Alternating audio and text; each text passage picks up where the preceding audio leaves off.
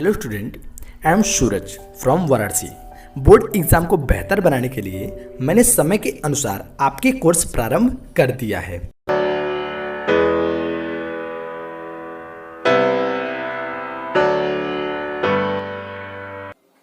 Welcome student. तो चलिए आज की इस वीडियो में हम आपको क्लास 12 ठीक है, क्लास 12 का जैसा कि आप लोग जानते हैं कि इस समय इंग्लिश पोइट्री हम चला रहे हैं।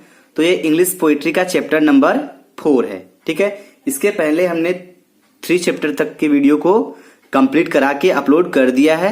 अगर आप उसको देख लिए हैं तो अच्छी बात है, और जो बच्चे नए हैं वो नहीं देखे हैं तो उनसे रिक्वेस्ट है कि वो वीडियो जरूर देख लें। ठीक है, जिसमें से अभी हमने एक चैप्टर का सेंट्रल आइडिया भी बता ही दिया है आप लोग को करने का तरीका, तो आप लोग को बहुत अच्छे समझ में आ रहा होगा। ठीक है, तो आप लोग लेकिन कमेंट बॉक्स में बताते नहीं है। ठीक है, आप लोग को समझ में आता है फिर भी नहीं बताते हैं। तो चलिए, अगर आपको समझ में आएगा तो आप लोग कमेंट बॉक्स में बता दिया करिए। ठीक है, तो आज हम चैप्टर 4 लेकर आए हैं। तो चैप्टर 4 का नाम क्या है? An elegy written in a country churchyard. ठीक है, चर्चयार्ड। तो इसको लिखा गया है, किसने लिखा है? थॉमस ग्रे, जो कि इसके कवि का नाम क्या है? Thomas Gray. तो चलिए आज के इस वीडियो में हम चैप्टर 4 के बारे में अच्छे से पढ़ेंगे। ठीक है, तो चलिए इस चैप्टर में क्या है, कैसे है, पहले हम इसके बारे में आपको बता देते हैं, तो आपको एक अच्छा स्टोरी का आइडिया मिल जाएगा और आप इसको अच्छे से समझ पाएंगे। ठीक है, तो इस कविता में कवि गांव के गरीब लोगों की मृत्यु पर शोक मना रहे हैं। ठीक है, तो जो गांव के लोग हैं उसकी गरीब गांव के लोग जो हैं वो उनके मृत्यु पर शोक कर रहा है, जो कि कब्रिस्तान में चारों ओर से अपनी छोटी छोटी कब्रों में दफना दिए गए हैं। ठीक है, उनके जिंदगी की कोई और उम्मीद नहीं है, कोई महत्वाकांक्षी नहीं है। ठीक है, उन्हें एक साधारण जीवन व्यतीत किया है।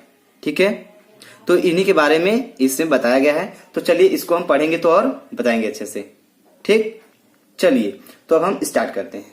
ठीक है, चलिए तो देखिए पहला स्टेंजा क्या है उसको देखिए। तो हमने पहला स्टेंजा ले लिया है, पहले इसको समझते हैं क्या है। तो देखिए, the curfew tolls the knell of parting day, the lowing herd wind slowly over the lea, the ploughman homeward plods his weary way। ठीक, और क्या है? and leaves the world to darkness and to me। ठीक, चलिए तो इसके हम अर्थ को अब एक एक लाइन में समझते हैं। द कर्फ्यू, कर्फ्यू मतलब क्या होती है? गिरजाघर की घंटियां। ठीक, चलिए द कर्फ्यू टोल्स, टोल्स मतलब धीमे धीमे, धीरे धीरे। The knell of parting day, knell मतलब क्या होता है? घंटी की आवाज। ठीक, तो चलिए अब हम इसको मिलाकर इसका अर्थ समझते हैं कि द कर्फ्यू टोल्स, तो जो गिरजाघर की घंटियां धीरे, जो गिरजाघर की घंटियां धीरे धीरे बजती हैं। ठीक है, टोल्स मतलब धीरे धीरे बजती हैं ऑफ पार्टिंग डे, तो क्या करती हैं? बजती हैं तो पार्टिंग डे मतलब दिन के, पार्टिंग डे मतलब होता है दिन समाप्त होता है। ठीक है, समाप्त होता है वह दिन। तो जब गिरजाघर की घंटियां बजती हैं तो जो दिन होता है वो दिन का समापन होता है। ठीक है, जब गिरजाघर की घंटियां धीरे धीरे बजती हैं तो क्या होता है? घंटियों की आवाज सुनाई देती है तो क्या होता है? तो पार्टिंग डे तो दिन का समाप्त होता है, दिन का समापन होता है। ठीक है, चलिए दूसरी लाइन में आते हैं। The lowing herd wind slowly over the lea, lowing मतलब क्या होता है? चलिए, लोविंग मतलब होता है गाय की आवाज। ठीक है, जो जानवरों की आवाज होते हैं वही। तो द लोविंग, जो गाय की आवाज है, गाय के जो जानवर चारा गए थे चलने के लिए, तो उनकी जो आवाज है। ठीक है, विंड मतलब विंड स्लोली, धीरे धीरे। ठीक है, ओवर द ली, ली मतलब क्या होता है? ली मतलब होता है घास का मैदान, ठीक है। तो जो घास के मैदान पे चरने गए थे जानवर, वो उनकी आवाजें, ठीक है, वो धीमे धीमे वो क्या करे, घास के ऊपर से जा रहे हैं। मतलब कि दिन का समापन हो रहा है, अर्थात संध्या काल की टाइम है। तो गाय जो चरने आई थी घास के मैदान पे, वो क्या कर रही हैं, वो धीरे धीरे कहाँ जा रही हैं, जा रही हैं अपने घर। ठीक, आगे देखिए, the ploughman homewards plods his weary way.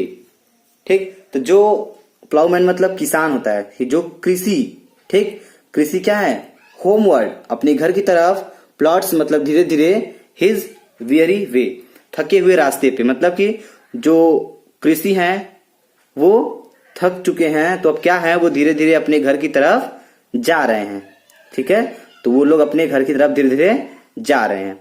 And leave the world, तो एंड मतलब और, लीव मतलब छोड़कर, ठीक, द वर्ल्ड इस संसार में, टू डार्कनेस इस संसार के अंधकार में, क्या कर रहे हैं, सब लोग जा रहे हैं शाम को, तो इस संसार के अंधकार को जा रहे हैं छोड़कर, एंड टू मी और मुझे। ठीक है, सब लोग तो धीरे धीरे यहां से निकल ले रहे हैं, लेकिन क्या कर रहे हैं, इस संसार के अंधकार में और मुझे अकेला छोड़ दे रहे हैं। ठीक भाई, कवि तो मर चुके हैं, तो अपनी कब्र से सारी भावनाएं लिख रहे हैं, बता रहे हैं। तो सब लोग चले जा रहे हैं, तो वो कहाँ हैं, वो अपने कब्र में ही से ही ये इतनी बातें बता रहे हैं। ठीक है, चलिए आगे देखिए, दूसरा स्टेंजा क्या है उसको समझते हैं। तो चलिए अब दूसरा स्टेंजा समझते हैं। दूसरा स्टेंजा क्या है, beneath those rugged elms that yew tree's shade where leaves the turf in many a moldering heap, each in his narrow cell forever laid, the rude forefather of the hamlet sleep। ठीक, चलिए तो हम इसके अब अर्थ को बताते हैं। इसका पहला अर्थ क्या है, चलिए समझते हैं। बीनीथ दोज रग्ड, बीनीथ मतलब नीचे, ठीक है, दोज मतलब उन, रग्ड मतलब क्या होता है, भद्दे या कह सकते हैं, या फिर कह सकते हैं समय के साथ पुराना हो जाना, जो पुराना चीज होता है। ठीक है, कि जो समय के साथ पुराना हो गए हैं, अर्थात भद्दे। एल्म मतलब चिराबील का वृक्ष। ठीक है, तो जो पुराने चिराबील के वृक्ष हैं उनके नीचे, दैट की you tree's said, you trees मतलब सदाबहार वृक्षें। ठीक है, कि सदाबहार वृक्षें जो हमेशा छाया प्रदान करती है। ठीक है, तो उनके नीचे, ठीक है, यू ट्रीज सेड मतलब सदा, इसका मतलब होता है सदाबहार वृक्षें जो कि हमेशा हरे भरे रहते हैं। ठीक है, और हमेशा छाया प्रदान करते हैं। आगे देखिए, तो उनके नीचे की बात हो रही है, इस पर एक बार फिर समझिए। बीनीथ दोज रग्ड, उन पुराने और भद्दे वृक्ष, चिराबील वृक्ष के नीचे, जो हमेशा सदाबहार वृक्ष हैं जो हमेशा क्या करती हैं, छाया रखती हैं। तो उनके नीचे वेयर हीव, क्या है, वेयर हीव अ ट्रफ। ठीक है, जहां, ठीक है, हीव मतलब क्या होता है, हीव मतलब होता है धरती पे उभरा हुआ भाग, अर्थात उनके कब्र पे देखते हैं ना, जो कब्र होता है वहां पे उभरा हुआ भाग होता है। ठीक है, तो हीव्स मतलब होता है कि धरती पर उभरा हुआ भाग, जो उभरा हुआ भाग है, जो कब्र का उभरा हुआ भाग है। The trough in many, trough मतलब घास, ठीक है, जंगली घास।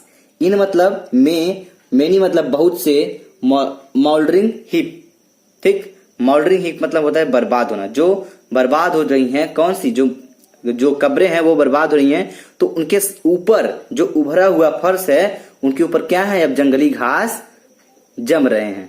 ठीक है, तो समझ में आया ये स्टेंजा। चलिए आगे देखते हैं। इच इन हिज नैरो, प्रत्येक, पहले इसको पढ़ लेते हैं। Each in his narrow cell for ever laid. ठीक, इसका मतलब प्रत्येक व्यक्ति, प्रत्येक लोग, हिज नैरो अपनी सकरी हुई, सकरी मतलब कि वो जो कब्र का कमरा होता है, एकदम सकरा होता है ना। ठीक है, तो सेल मतलब क्या होता है, सकरी हुई जो कोठरियां होती है, कमरे होते हैं, जो कब्र के कठरियां, सकरी कोठरी होती है, आप देखे कब्र देखे होंगे तो देखेंगे बहुत सकरी होती है, ठीक है।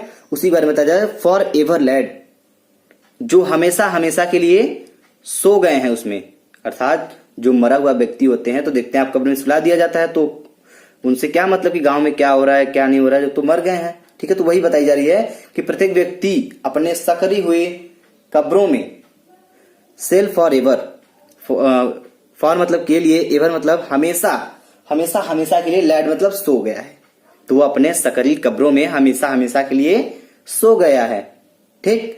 आगे देखिए, the rude forefathers of the hamlet sleep, ठीक है।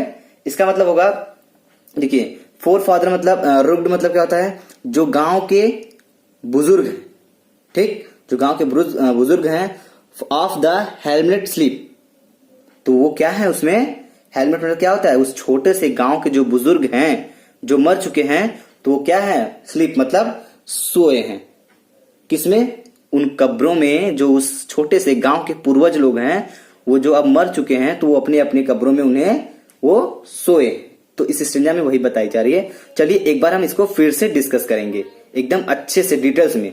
आपको प्रॉब्लम होगी तो आप बताइएगा, नहीं होगा तो भी बताइएगा, ठीक है। तो समझिए फिर से, ऊपर वाले पहले लाइन में बताया जा रहा है कि बीनीथ मतलब नीचे होता है, तो जानते ही हैं कि जो समय के साथ पुराना पेड़, जो समय के साथ पुराना वृक्ष हो जाता है, तो उस भद्दे और पुराने वृक्ष, चिराबील के वृक्ष के नीचे जो सदाबहार पौधे हैं, सदाबहार वृक्ष हैं, सदाबहार का मतलब जो हमेशा हरा भरा रहते हैं, जो हमेशा छाया प्रदान करते हैं, उनके नीचे, ठीक है। और दूसरे वाले लाइन में क्या है, वेयर लिव्स द ट्रफ, जो उनके कब्र का उभरा हुआ भाग है, उनके ऊपर बहुत सारा अब क्या है, जंगली घास जम रहा है, ठीक। जंगली घास क्या है, अब उग रहे हैं, जो कि अब वो बर्बाद हो गए हैं, क्या है, नष्ट होने वाले हैं। आगे देखिए, उसके बाद तीसरे लाइन में बताया गया है कि जो प्रत्येक व्यक्ति की सकरी हुई कब्रें हैं, उसमें व्यक्ति हमेशा हमेशा के लिए सो गया है, ठीक है। और उसके ठीक नीचे वाला लाइन बताया गया है कि जो इस छोटे से गांव के जो पूर्वज हैं, पूर्वज मतलब दादा बाबा कह सकते हैं, तो उस छोटे से गांव के जो पूर्वज हैं वो क्या है, उसमें सो चुके हैं, ठीक है। जो कि सोएंगे कब, जब वो मृत्यु हो जाएगी उनकी, तब ना उसमें सुलाए जाएंगे, तो अर्थात वो मर चुके हैं और उसमें सुला दिए गए हैं हमेशा हमेशा के लिए। क्लियर हो गया आपका दूसरा स्टेंजा। चलिए, तो अगर आपको यह समझ में आया तो वीडियो को लाइक करें और कमेंट बॉक्स में कमेंट करके हमको जरूर बताएं, ठीक है। अब इसके आगे 3 स्टेंजा और है, उसको हम अगले वीडियो में एकदम अच्छे से डिटेल्स में डिस्कस कर देंगे। अगर आपको अभी सारा बता देंगे तो आपको समझ में नहीं आएगा, ठीक है। तो ये प्रोज है, इसको थोड़ा ये पोइट्री है, तो इसको थोड़ा अच्छे से समझिएगा और इसके अर्थ को समझिएगा। अगर आप इसके अर्थ को जान गए अच्छे से, तो ये गारंटी है कि आपको बुक दोबारा देखने की जरूरत नहीं पड़ेगी, आप सारा काम पेपर में अपने आप कर सकते हैं, ठीक है। तो क्या होता है, जैसे आपका इसका अगर हम सेंट्रल आइडिया आपको बताएंगे तो आपको एकदम मजाक लगेगा। चलिए हम इसके सेंट्रल आइडिया को बताएंगे। अभी एक सेंट्रल आइडिया हम आपको दिए थे, अपलोड किए थे वीडियो, आपने कमेंट में हमको बताया नहीं कि कैसा लगा आप लोगों को, ठीक है। तो अगर अच्छा लगे तो कमेंट करके हमको जरूर बताइएगा, तब अगला वीडियो हम आपके लिए जल्द से जल्द प्रोवाइड कराएंगे, ठीक है। तो चलिए, आपका कमेंट जितना भी बेस्ट रहा उसके हिसाब से हम इसको जल्द से जल्द कवर कर देंगे, ठीक है। तो अगर कमेंट आपका बढ़िया रहा आज का, तो आज हम इसको क्लियर कर देंगे और कल आप समझ लेंगे, ठीक है। चलिए, तो कल तक ये चैप्टर हम पूरी तरह से कंप्लीट कर लेंगे, ठीक है। चलिए, तो जिसने चैनल को सब्सक्राइब नहीं किया है, चैनल को सब्सक्राइब कर ले। तो थैंक्स फॉर वॉचिंग।